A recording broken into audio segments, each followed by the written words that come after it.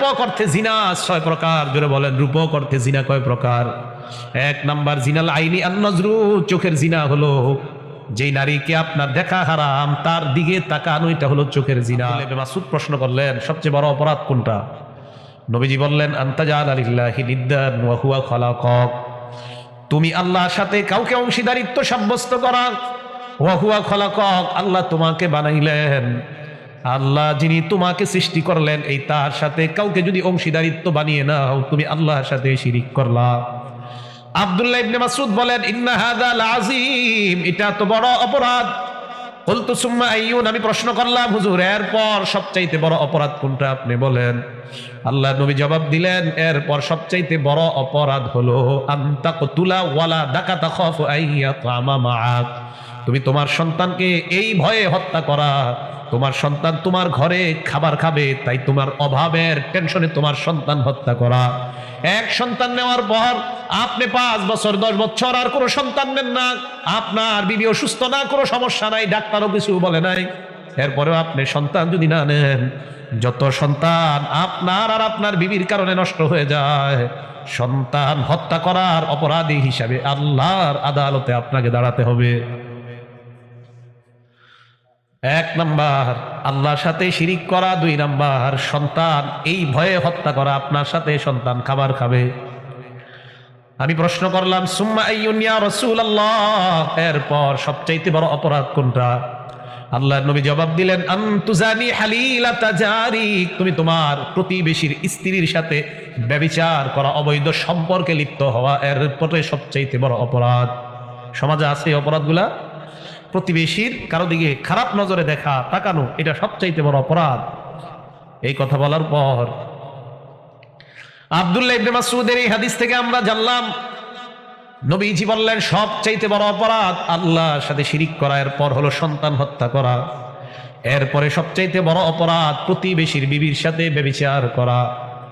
সূরা ফুরকানের মধ্যে আল্লাহ বলেন ওয়াল্লাযীনা লা ইয়াদউনা মা'আল্লাহি ইলাহান আখার, রহমানের বান্দা কারা?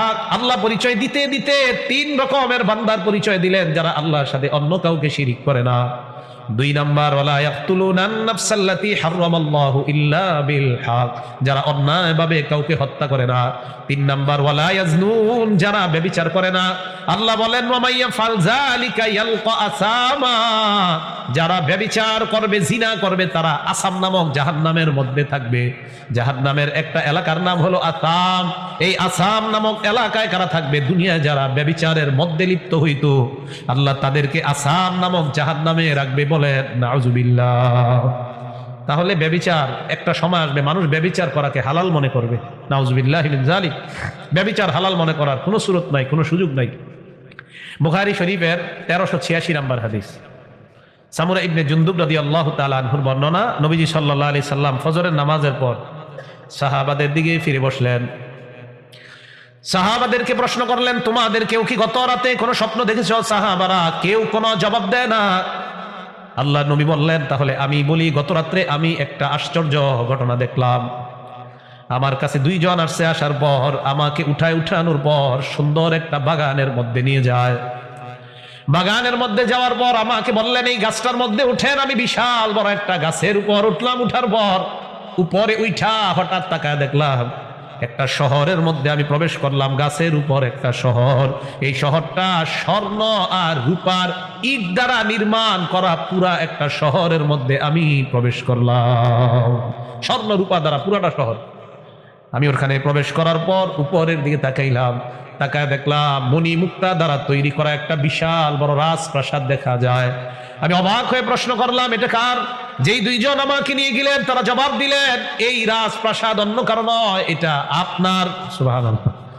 আল্লাহ নবী বললেন এটা আমার। কয় হ্যাঁ, এটার নাম কি? কয় এটার নাম হলো জান্নাতু আদনিন, এটাই হলো জান্নাতে আদ। আল্লাহ নবী বলেন আমি প্রবেশ করতে চাই। 2 জন আমাকে বললেন না না, এখনো আপনার প্রবেশ করার সময় হয় নাই, মানে এখনো আপনি মরেন নাই। আল্লাহ নবী বলেন চলতে চলতে হাত্তা আতাইনা ইলা সাকবিম মিসলি তান্নুর, যাইতে যাইতে একটা চুলার কাছে গেলাম। বরাইত বাজার আসেনি, বাজারের মধ্যে তন্দুর লুটি বানায়নি। তন্দুর লুটি চিনেননি? বানায়নি। তন্দুর লুটির চুলাটা কেমন? মাথাটা ছোট, নিচে হ্যাঁ, এটা বুঝেন, ঠিক এই চুলার কথাই বুখারীর হাদিসে বলছে, সুবহানাল্লাহ। হ্যাঁ, এরকম চুলা। নবীজি বলেন ইলা সাকবিন মিসলিত তান্নুর, একটা চুলার কাছে গেলাম, তান্দুরি, এগুলোকে বলা হয় তান্দুরি, এই চুলাটার নাম তান্দুরি। এই জাতীয় একটা চুলার কাছে গেলাম, যাওয়ার পর দেখলাম নবী কি বলে দেখেন, আলা হুদাইকুম, চুলার মাথাটা ছোট, ও আসফালুহু ওয়াসিউন, চুলার নিচে বিশাল বড় প্রশস্ত দেখলাম। এবার আমি চুলার দিকে তাকাইলাম, তাকায় দেখলাম ইয়াতাওয়াক্কাদু নারান তাহতা, চুলার নিচে দাউ দাউ করে আগুন জ্বলে। আমি ভিতরে তাকাইলাম, তাকায় দেখলাম ফিহা রিজালুন ওয়া নিসাউন উরাত, চুলার ভিতরে অসংখ্য অগণিত উলঙ্গ নারী পুরুষ দেখা যায়। বলেন নাউজুবিল্লাহ, উলঙ্গ নারী পুরুষ। আমি অবাক হয়ে গেলাম, হঠাৎ দেখি চুলার নিচের আগুনটা উপরে উঠছে, আগুন উপরে উঠছে। যেই মাত্র আগুন উপরে উঠছে, ওই মানুষগুলার দিকে তাকায় দেখলাম ইরতাফাউ, উলঙ্গ নারী পুরুষগুলাও আগুনের সাথে উপরে উঠছে। বুখারী শরীফের হাদিস। আগুনে উঠার পর যেই মাত্র চুলার মাথায় নারী পুরুষগুলো আসছে, কাদা আইয়াখরুজু, আমি তাকায় দেখলাম তারা বাহিরে পড়ে যাবে যাবে অবস্থা। হাত্তা ইদা খমাদাত, আগুন আবার নিচের দিকে যায়। রাজাউ ফিহা, মানুষগুলো আবার নিচের দিকে চলে যায়। আমি অবাক হয়ে প্রশ্ন করলাম, এরা কারা? দুইজন জবাব দেয়, হুমুজ জুনাত ইয়া রাসূলুল্লাহ, এরা হলো দুনিয়ার মধ্যে যারা ব্যভিচার করেছে, জিনা করেছে, এই নারী পুরুষ এরা কিয়ামত পর্যন্ত এই চুলার মধ্যে জ্বলতে থাকবে, মাথায় আসবে আবার নিচে যাবে, কিয়ামতের আগে চুলার আগুন বন্ধ হবে না। নাউজুবিল্লাহ। তো নবীজি সাল্লাল্লাহু আলাইহি সাল্লাম বলেন, আমি দেখলাম এই চুলার আগুন দাউ দাউ করে জ্বলতেছে। এরা কারা? এরা ব্যভিচারী নারী পুরুষ। এই জন্য তওবা করা, এই অপরাধ যদি কারো মাধ্যমে হয়ে থাকে তওবা করা, আল্লাহর কাছে তওবা করা। আজকেই তওবা করেন, রাতে বাসায় গিয়ে কান্না করেন, প্রচুর পরিমাণ তওবা করেন, আল্লাহ ভুল হয়ে গেছে মাফ করে দেন। নারীদের মধ্যে অপরাধ থেকে থাকলে তওবা করা, পুরুষদের মধ্যে অপরাধ থেকে থাকলে তওবা করা। আল্লাহ আমাদের সকলকে এই জাতীয় অপরাধ কর্ম থেকে বেঁচে নিজেরা যেন চলতে পারি, আল্লাহ তৌফিক দান করেন। তাহলে 1 নাম্বার বাস্তবিক অর্থে জিনা, ব্যভিচার করা। 2 নাম্বার রূপক অর্থে। বুখারী শরীফের 6612 নম্বর হাদিস। ক্বালা রাসূলুল্লাহ সাল্লাল্লাহু আলাইহি ওয়াসাল্লাম, আল্লাহর নবী বলেন, ইন্নাল্লাহা কাতাবা আলা ইবনি আদম হাজ্জাহু মিনাজ জিনা, আল্লাহ পাক রব্বুল আলামিন আদম সন্তানের উপর ব্যভিচারের একটা অংশ লিখে দিয়েছে। আল্লাহ কি কথা কয় দেখেন, আদরাকা যালিকা লা মুহালাতা, আদম সন্তানের সামনে জিনার পরীক্ষা উপস্থিত হবে। আদম সন্তানের সামনে, আমার সামনে, আপনাদের এই যুবক ভাই, আমাদের সবার সামনে জিনার পরীক্ষা অবশ্যই আসবে। আমাদের নবী বললেন, জিনার পরীক্ষা তোমার চোখের সামনে যাবে। জিনাল আইনি আন নজরু, চোখের জিনা হলো হারাম জিনিসের দিকে দেখা। ওয়া জিনাল লিসান আল মানতিক, মুখের জিনা হলো মুখ দিয়ে অশ্লীল কথা বলা। ওয়া জিনান নাফসিয়াত তামান্না, নবীজি বলেন, ওয়ান নাফসু তামান্না ওয়া তাশতাহি, নফস কামনা করে, দিনের বেলা কোনো সুন্দরী নারীর দিকে দেখলে নফস কামনা করে। কথাগুলো মন দিয়ে শুনবো। ওয়াল ফারজু ইউসাদ্দিকু যালিকা আও ইউকাযযিবুহু, লজ্জাস্থান এইটাকে বাস্তবায়ন করতে চায়। বলেন নাউজুবিল্লাহ। হাদিসের ভাষ্য থেকে বোঝা যায় রূপক অর্থে জিনা 6 প্রকার। জোরে বলেন, রূপক অর্থে জিনা কয় প্রকার? 1 নাম্বার জিনাল আইনি আন নজরু, চোখের জিনা হলো যেই নারীকে আপনার দেখা হারাম তার দিকে তাকানো, এটা হলো চোখের জিনা। ওয়াজিনাল উজুনানি আল ইসমা অথবা আল ইস্তিমা অথবা সিমা, কানের জিনা হলো অশ্লীল কথা শোনা। আপনি যদি কারো কথা শোনার পর তার প্রতি আপনি উদ্বুদ্ধ হয়ে যান, কোন গায়িকার গান আপনি শুনলেন, শোনার পর ওই গায়িকার প্রতি আপনার একটা আকর্ষণ যদি তৈরি হয়ে যায়, কোন নায়িকার মুখের ভাষা শুনে আপনার যদি ওই মেয়েটার প্রতি আকৃষ্টতা তৈরি হয়, আপনি কানের জিনার মধ্যে লিপ্ত। আমার নবী বলেন, এতে কোনো সন্দেহ নাই। 3 নাম্বার ওয়াজিনাল লিসান আল মানতিক, মুখের জিনা হলো কথা বলা।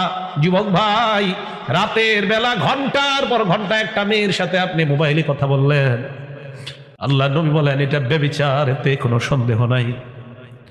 অসংখ্য অগণিত যুবক আজকে এই অপরাধের মধ্যে লিপ্ত। সত্যি করে বলেন, কথাটা সঠিক কিনা? রাতের পর রাত, ঘন্টার পর ঘন্টা মোবাইলের মধ্যে একটা মেয়ের সাথে অশ্লীল আলাপ আলোচনার মধ্যে অবৈধ প্রেম ভালোবাসায় সময় একের পর এক নষ্ট করে দেয়।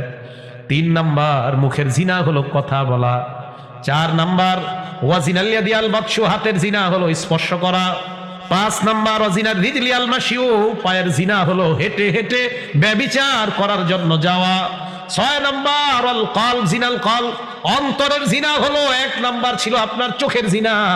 এটা করার পর আপনি অন্তর দ্বারা কল্পনা করেন যদি এটা হলো অন্তরের জিনা। 2 নাম্বার কানে আপনি শুনলেন, কানে শোনার পর অন্তর দ্বারা তার প্রতি যদি আপনার আকৃষ্টতা তৈরি হয়ে যায়, এটা আপনার অন্তরের জিনা। 3 নাম্বার ওয়াজিনাল লিসানাল মানতিক, মুখের জিনা, কথা বলা। একজন মেয়ের সাথে আপনি কথা বলার পর অন্তরে যদি তার প্রতি আপনার আকৃষ্টতা তৈরি হয়, অন্তরের জিনা। এই অপরাধবোধটা সমাজের মধ্যে আছে না নাই? সাবধান মুসলমান, অবিবাহিত তাদের মধ্যে তো আছেই, বিবাহিত যারা তারাও নিজের বিবি ছাড়া অন্যের সাথে কথা বলতে কেন জানি বেশি মজা পায়। একের পর এক ফতুয়া, ফতুয়া বিভাগে আস কি স্বামী আরেকজনের সাথে সম্পর্ক, ঘটনা কি স্ত্রী আরেক জায়গায় সম্পর্ক, ফতুয়া একের পর এক ফতুয়া বিভাগে লেখা আসতেছে। সমাজের বাস্তব চিত্র। এর ঘটনা কি? এর জন্য সবচেয়ে বড় দায়ী যেটা, মোবাইলের অপব্যবহার। স্বামীর হাতে মোবাইল, স্ত্রীর হাতেও মোবাইল।